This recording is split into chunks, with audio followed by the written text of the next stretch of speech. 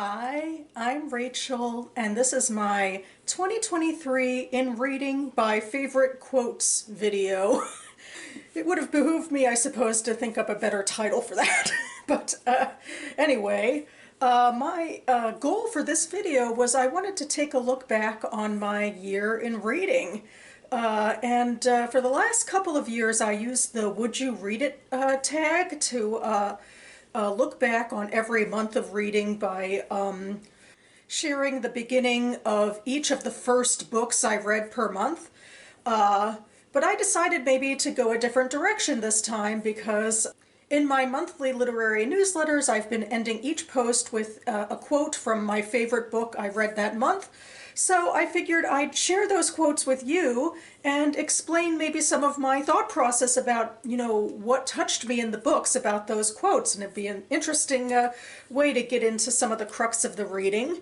It's also interesting because these 12 books that I'll be highlighting don't always align with my favorite books of the year because some months I didn't read any 5-star reads, and some months I read more than one.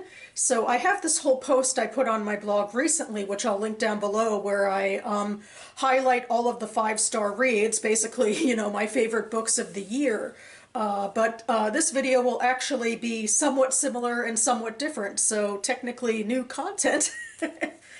And just as a content note before I go into these, there will be some adult language and themes going forward, and also a variety of genres, which makes me very happy. So yeah, without any further ado, I got 12 quotes to get through after all, so let's get to it, starting in January. Strangely, they seem to like him, hold him in contempt, and fear him all at the same time. This confused me because I felt just about the same mixture of emotions for him myself. I had thought my feelings were complicated because he and I had such a strange relationship. But then, slavery of any kind fostered strange relationships. Only the overseer drew simple, unconflicting emotions of hatred and fear when he appeared briefly. But then it was part of the overseer's job to be hated and feared, while the master kept his hands clean. And that was from Kindred by Octavia Butler. And I really liked the complexity that she was getting into about how sort of the plantation social relationships worked in a way that I and her 1970s character Dana hadn't really thought of before.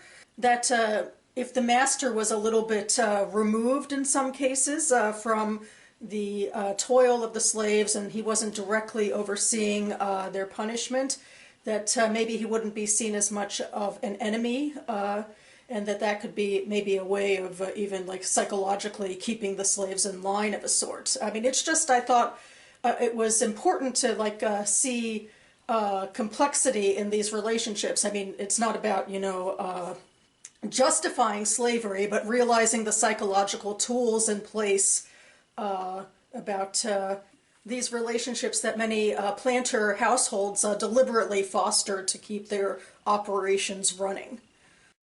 Moving on to February. More truth. I have an infatuation problem. It's not just Beardsley, it's all of them.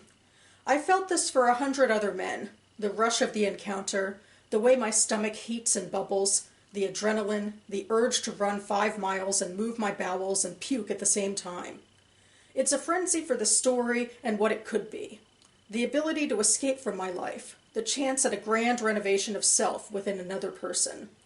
It's the sense of possibility so good it feels like it will salvage everything. How hard it is to beat the dream, how it traps you. It's embarrassing, it's lonely, it's unsatisfying, it's impossible. At day's end, I just want a life where I'm laughing and eating and coming all the time. I could do this for the rest of my life. This rise and fall defined increasingly by what I cannot have.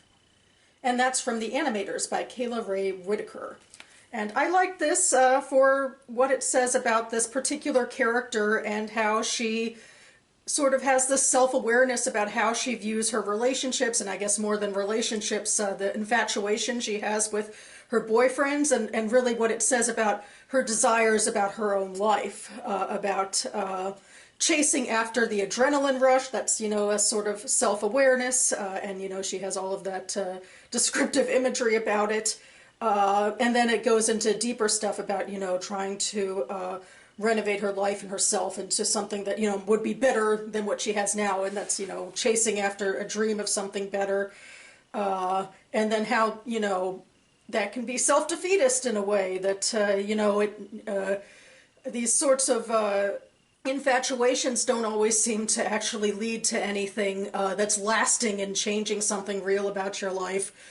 And of course, like ultimately it comes down to just wanting what you can't have, and that always is defined by not actually getting it. Then in March I have, that's the thing about wealth and power. Once you've learned to want it, that's all you learn. You don't learn satisfaction, you just want more. There's never enough. You'll never be rich enough, Johnny, and you'll die in dissatisfaction. And that's from Dawnlands by Philippa Gregory. And I feel like, this quote is a little on the nose. It's one character talking to another. This character is joining up into early stages of capitalism in the 17th century and leaving Britain to make his fortunes in slave-owning territories. And I mean, that's not overtly in this quote, but, the book did make me think a lot about how this early stage capitalism was wrapped up in slavery. But I also like this quote in general because this is the third book of a series and the second book where the character Johnny appears, so we have some affinity for him. He has been a sympathetic character in the past. So this is kind of a tough love thing where you might feel some empathy for him and hoping that he'll improve and become better even when he's down a darker path. So I like that as well. Next we have April. It took me many years to realize that it's hard to live in this world.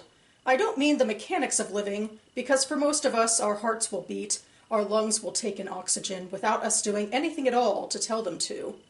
For most of us, mechanically, physically, it's harder to die than it is to live. But still, we try to die. We drive too fast down winding roads, we have sex with strangers without wearing protection, we drink, we use drugs. We try to squeeze in a little more life out of our lives. It's natural to want to do that. But to be alive in the world every day as we are given more and more and more, as the nature of what we can handle changes and our methods for how we handle it change, too, that's something of a miracle. That's from Transcendent Kingdom by Yad Jesse. And I really like this book for its mix of the spiritual and faith-based and also scientific base of this main character who's trying to understand her brother who died of a drug overdose. He was addicted. And so she goes into a scientific field trying to understand how the brain gets addicted, but she also has this faith background. And this quote really does seem to take in both of them when she's trying to sort of understand what it is that leads human beings to take these reckless chances with their lives, and that that it's something sort of psychological, because even physically our bodies would struggle to survive and to get in oxygen, but psychologically it's like we're leaning in toward driving too fast and the unprotected sex. I mean, a lot of people do that, or in different ways they do some of these, and that actually, she, interestingly enough, ties that into what the meaning of life is that it's almost like we're defying it by surviving. Like if you drive too fast and survive and have unprotected sex and don't get sick and that sort of thing, it's almost like defying the danger, I feel like is the implicitness in this quote and what maybe people are striving for.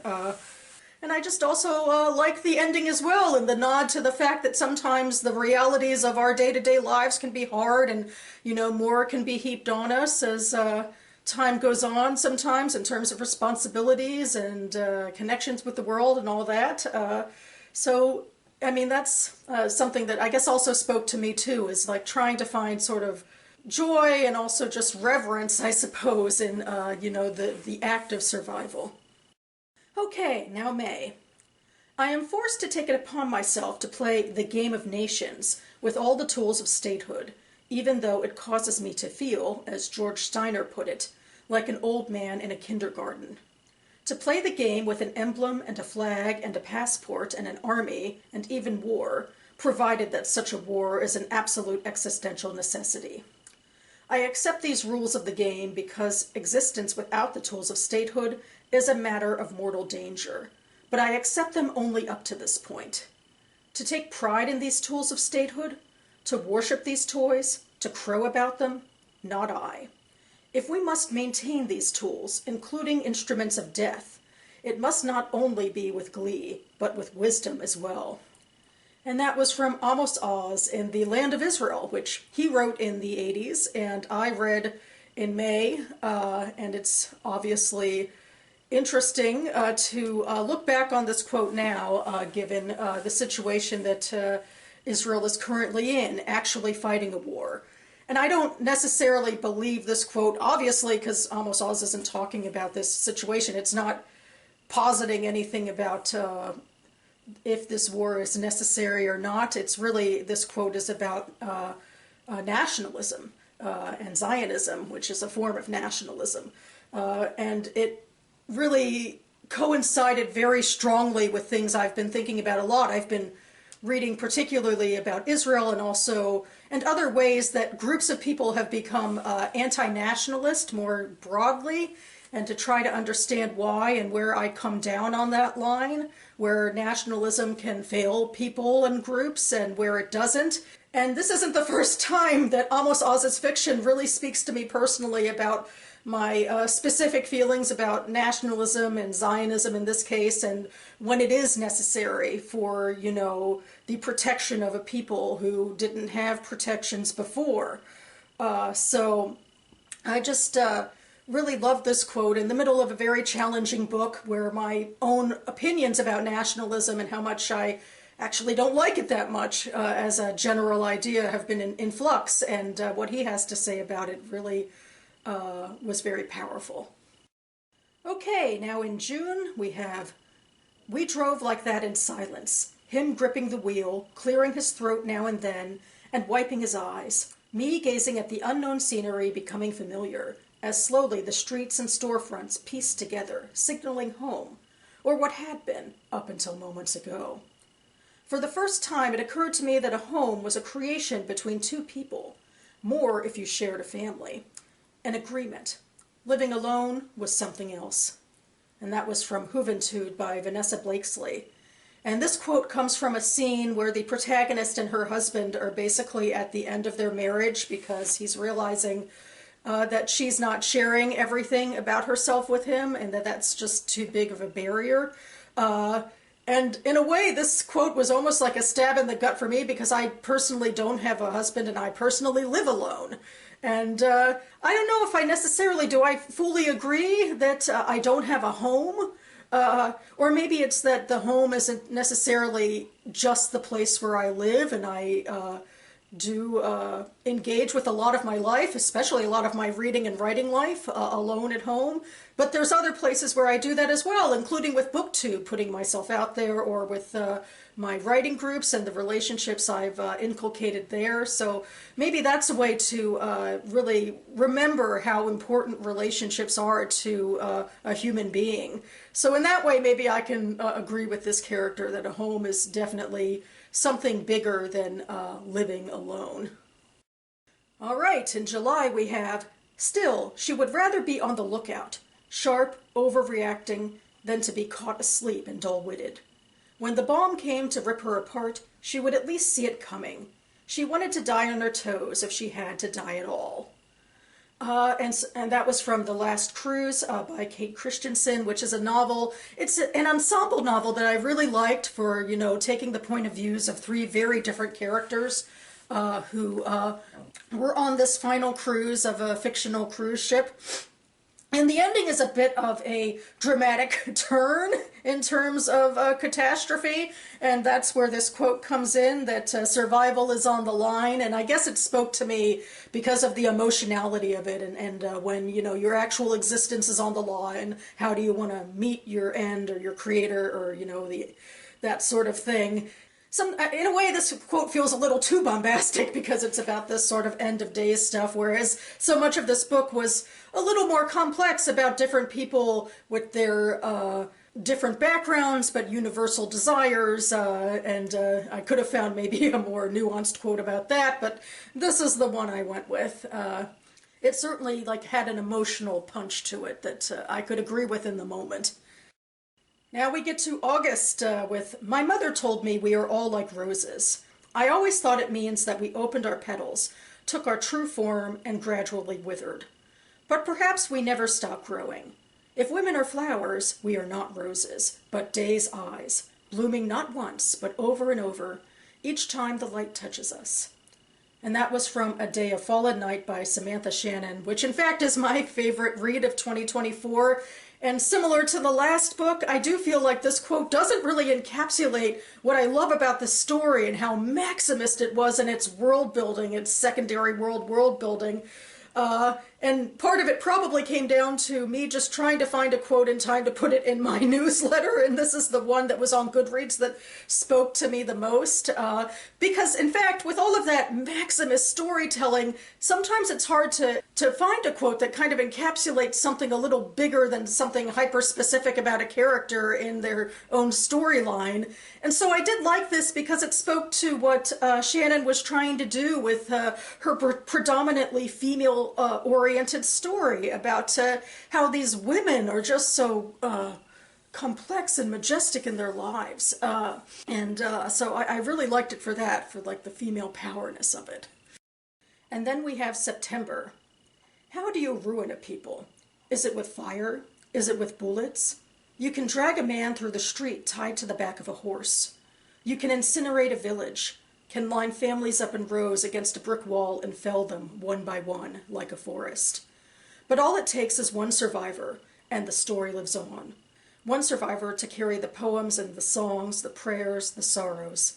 It isn't just taking a life that destroys a people. It's taking their history. And that was from Thistlefoot by Jenna Rose Nethercott, which is my second favorite book of last year.